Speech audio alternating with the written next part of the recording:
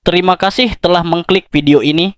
Di episode sebelumnya, kita sudah membahas kisah tentang kota benteng yang kokoh runtuh karena sebuah terompet. Dan di episode kali ini kita akan membahas kisah tentang pasangan paling berbahaya dalam sejarah Israel. Siapakah mereka? Tetapi sebelum itu, jangan lupa untuk subscribe channel ini supaya bisa lebih berkembang lagi ke depannya. Dan nyalakan loncengnya agar kalian tidak ketinggalan video terbaru dari kami. Dan tanpa berlama-lama, langsung saja kita masuk ke dalam kisahnya. Ini dia cerita kisah Ahab dan Izebel, pasangan paling berbahaya dalam sejarah Israel.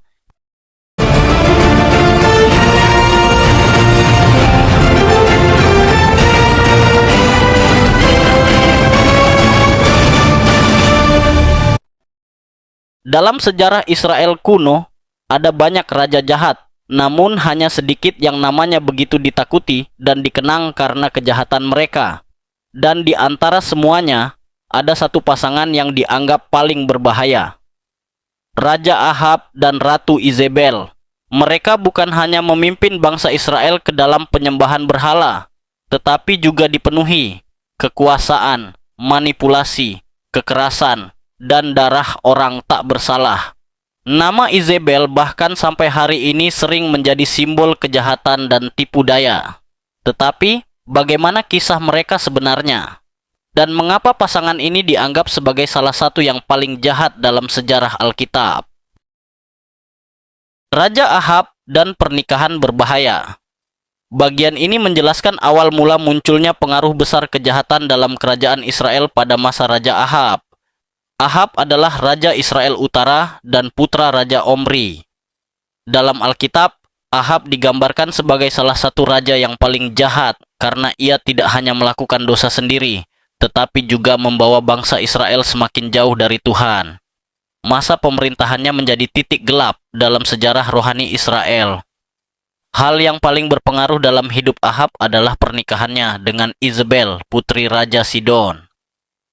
Izebel berasal dari bangsa Fenisia dan merupakan penyembah Baal, dewa utama dalam agama Kanaan. Pernikahan ini bukan hanya hubungan politik antara dua kerajaan, tetapi juga membuka jalan bagi masuknya penyembahan berhala ke Israel secara besar-besaran. Izebel membawa budaya dan kepercayaan asing yang bertentangan dengan hukum Tuhan Israel. Di bawah pengaruh Izebel, Ahab mulai membangun kuil dan mezbah untuk Baal di Israel. Penyembahan kepada Tuhan perlahan tergantikan oleh praktik-praktik penyembahan berhala. Banyak orang Israel mulai mengikuti ajaran Baal, sementara nilai-nilai rohani bangsa itu semakin rusak. Ahab bukan hanya membiarkan hal itu terjadi, tetapi ikut mendukung dan mempromosikannya sebagai bagian dari pemerintahannya. Bagian ini penting karena menunjukkan bagaimana satu keputusan dapat memengaruhi seluruh bangsa. Pernikahan Ahab dengan Izebel menjadi awal dari kerusakan rohani yang besar di Israel. Dari kisah ini kita belajar bahwa pengaruh yang salah dapat membawa seseorang menjauh dari Tuhan dan memengaruhi banyak orang di sekitarnya. Kisah Ahab dan Izebel juga menjadi peringatan tentang bahaya kekuasaan yang tidak didasarkan pada kebenaran dan iman kepada Tuhan. Izabel dan pembunuhan para nabi.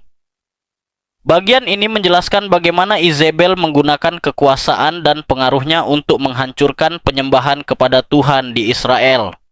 Setelah menjadi ratu, Izebel berusaha menjadikan penyembahan Baal sebagai agama utama kerajaan. Ia sangat fanatik terhadap dewa Baal dan tidak ingin ada nabi Tuhan yang menentang ajarannya. Karena itu, Izebel mulai memburu para nabi Tuhan dan berusaha membungkam suara mereka. Banyak nabi Tuhan dibunuh atas perintah Izebel. Sebagian lainnya harus melarikan diri dan bersembunyi demi menyelamatkan nyawa mereka. Ketakutan menyelimuti Israel karena siapapun yang tetap setia kepada Tuhan bisa terancam. Pada masa itu, penyembahan berhala semakin berkembang, sementara suara kebenaran semakin ditekan oleh kekuasaan kerajaan. Di tengah keadaan gelap itu, muncul Nabi Elia yang berani menentang Ahab dan Izebel secara terbuka. Elia memperingatkan bahwa Tuhan akan menghukum Israel karena mereka meninggalkannya dan menyembah Baal. Namun Izebel tidak mau bertobat. Sebaliknya, ia semakin marah kepada Elia dan ingin membunuhnya seperti nabi-nabi lainnya. Konflik antara Elia dan Izebel kemudian menjadi salah satu pertentangan terbesar dalam sejarah Alkitab. Bagian ini menunjukkan bagaimana kekuasaan dapat dipakai untuk menindas kebenaran ketika seseorang dipenuhi ambisi dan kejahatan. Izebel tidak hanya menyebarkan penyembahan berhala, tetapi juga mencoba menghancurkan orang-orang yang tetap setia kepada Tuhan. Dari kisah ini kita belajar bahwa meskipun kejahatan terlihat kuat untuk sementara waktu, Tuhan tetap memelihara orang-orang yang setia kepadanya di tengah tekanan dan ketakutan. Pertarungan di Gunung Karmel.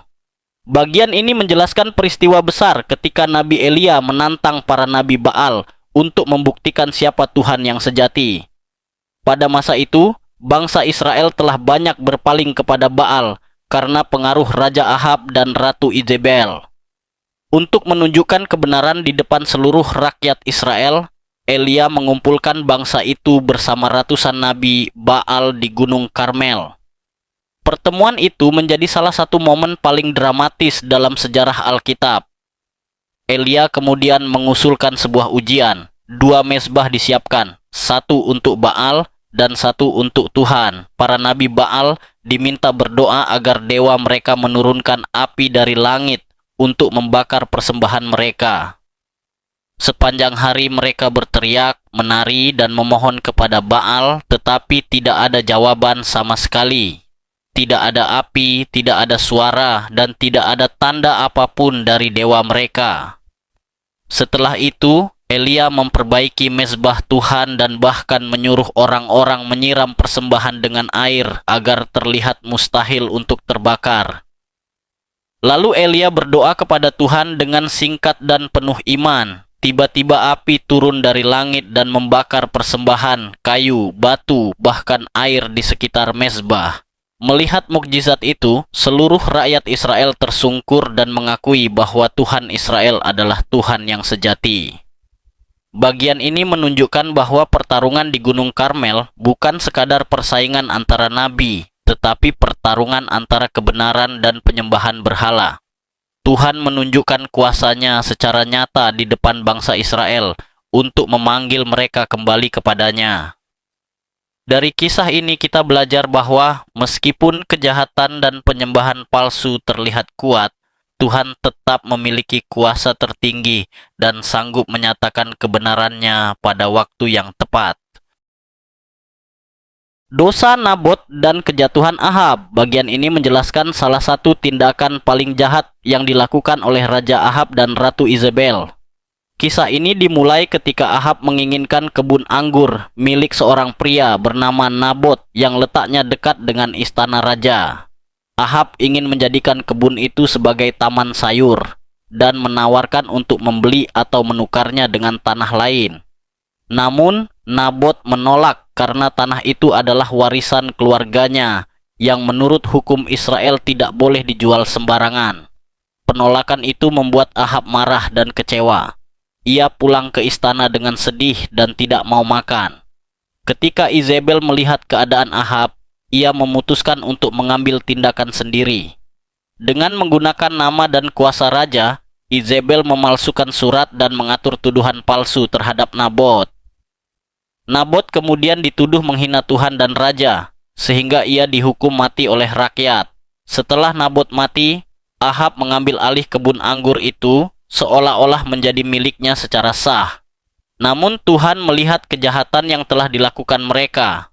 Tuhan kemudian mengutus Nabi Elia untuk menemui Ahab dan menyampaikan hukuman atas dosa tersebut. Elia menubuatkan bahwa kehancuran akan datang atas keluarga Ahab dan Izebel karena mereka telah melakukan ketidakadilan dan menumpahkan darah orang yang tidak bersalah. Bagian ini menunjukkan bagaimana kekuasaan yang dipakai secara salah dapat membawa kehancuran besar. Ahab dan Izebel menggunakan jabatan mereka untuk menindas dan menghancurkan orang lemah demi kepentingan pribadi. Dari kisah ini, kita belajar bahwa Tuhan membenci ketidakadilan dan penyalahgunaan kekuasaan. Meskipun kejahatan tampak berhasil untuk sementara waktu, pada akhirnya Tuhan tetap melihat dan akan membawa penghakiman atas setiap tindakan yang jahat. Akhir tragis Ahab dan Izebel. Bagian ini menjelaskan bagaimana hukuman Tuhan akhirnya datang atas Raja Ahab dan Ratu Izebel, sesuai nubuat Nabi Elia. Setelah bertahun-tahun hidup dalam penyembahan berhala, kekerasan, dan ketidakadilan, akhir hidup mereka menjadi sangat tragis. Ahab tewas dalam peperangan melawan Aram meskipun ia mencoba menyamar agar tidak dikenali musuh. Namun sebuah anak panah mengenainya, dan ia mati di medan perang, seperti yang telah dinubuatkan sebelumnya. Beberapa waktu kemudian, hukuman juga datang kepada Izebel. Ketika Yehu diangkat untuk menghancurkan keluarga Ahab, ia datang ke istana tempat Izebel tinggal. Meskipun situasi sudah berbahaya, Izebel tetap menunjukkan kesombongannya dengan berdiri di jendela istana. Atas perintah Yehu, para pelayan menjatuhkan Izebel dari jendela dan ia mati dengan tragis. Menurut kisah Alkitab, tubuhnya kemudian dimakan anjing, tepat seperti nubuat Tuhan melalui Elia. Bagian ini menunjukkan bahwa kekuasaan dan kejahatan tidak dapat melindungi seseorang dari penghakiman Tuhan. Ahab dan Izebel pernah menjadi penguasa besar yang ditakuti banyak orang, tetapi akhirnya mereka jatuh karena dosa dan kesombongan mereka sendiri. Dari kisah ini kita belajar bahwa kejahatan mungkin tampak kuat untuk sementara waktu, tetapi pada akhirnya kebenaran dan keadilan Tuhan tetap akan menang. Kisah Ahab dan Izebel menjadi peringatan bahwa kekuasaan tanpa kebenaran dapat membawa kehancuran. Mereka memiliki tahta, kekayaan, dan pengaruh besar, tetapi hati mereka dipenuhi kesombongan, penyembahan berhala, dan ketidakadilan. Pada akhirnya, semua kejahatan yang mereka lakukan membawa mereka menuju akhir yang tragis seperti yang telah dinubuatkan. Terima kasih sudah menonton sampai akhir. Kalau kalian suka konten kisah Alkitab, sejarah kuno, dan misteri rohani seperti ini, jangan lupa like, komen, subscribe, dan nyalakan lonceng notifikasi agar tidak ketinggalan video berikutnya. Sampai jumpa di kisah selanjutnya. Tuhan memberkati.